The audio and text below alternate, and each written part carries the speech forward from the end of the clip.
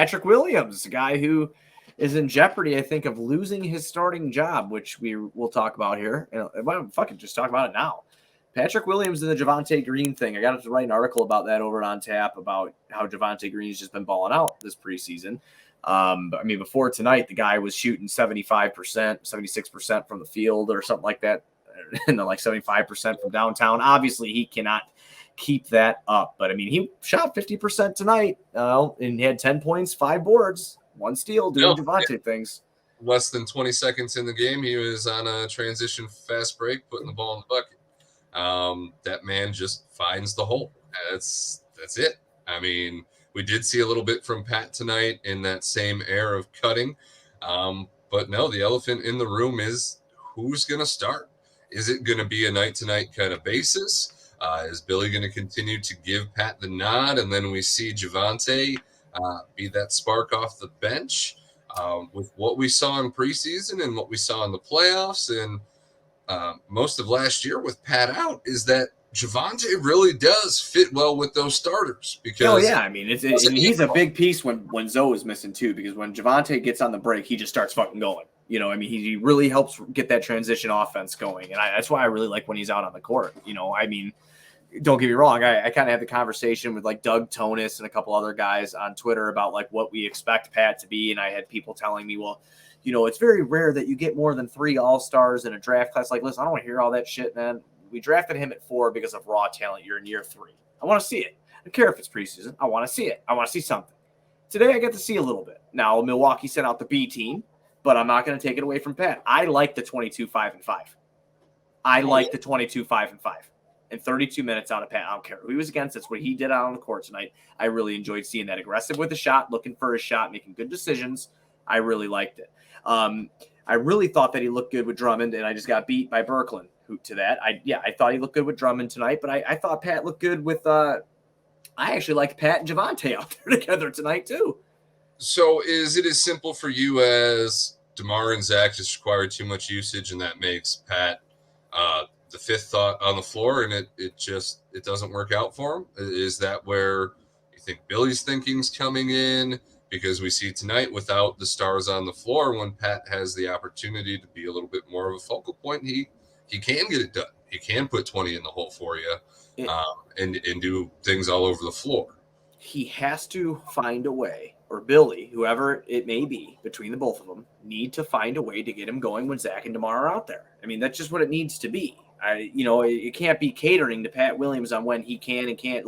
He needs to get it going somehow to impact the game positively.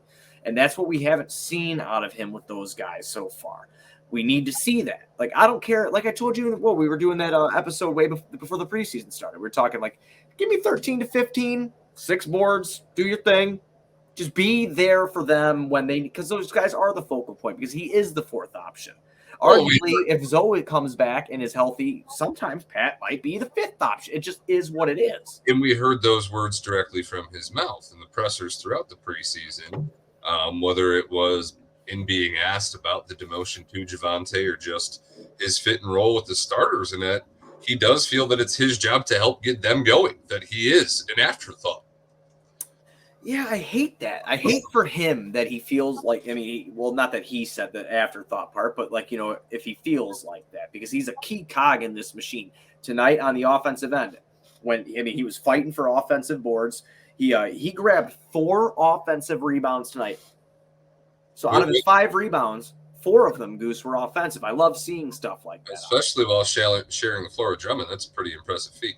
Yeah, Drummond. How many rebounds did he have? He ended up with 9 because he had 1 in the first half or something like that. Bulls only had 3 3-pointers going into the second half tonight. They only had 3. It still remains to be an issue. I see it now, and I really don't like it. You mean Goran Dragic being a near 40% 3-point shooter is not going to solve our problems? I thought he looked good off the bench tonight too. He looked decent. Kobe did get cooking. In the second half, Kobe probably had as many threes himself as the whole entire team had in the first. So that was a positive development. Yeah, he led the team tonight with 4. He hit 4 of them tonight. 4 for 8 for Kobe White, 50% from 3-point land. I loved seeing that. Ayo started off pretty timid. Wasn't very aggressive tonight. Was just kind of playing his game, finding his way within the offense itself. But he looked pretty decent. I mean, you know, Dalen Terry doing Dalen Terry things all over the goddamn place like a madman. 5 assists, 4 boards, 5 points. You know, this team has I still don't feel like I know what they're gonna do when we get into the regular season. I don't know the true identity. But back to our Patrick Williams, Javonte Green talk, man. This is something that's pretty hot right now. Obviously, we pretty much know what the starting lineup is gonna be. Io started the whole preseason. Dragic will be coming off the bench. Io's gonna earn that starting nod, which awesome. I'm a huge Io guy, so I'm very, very happy for that. We're gonna have Zach. You're gonna have DeMar. You're gonna have Vooch. Who are you gonna put there?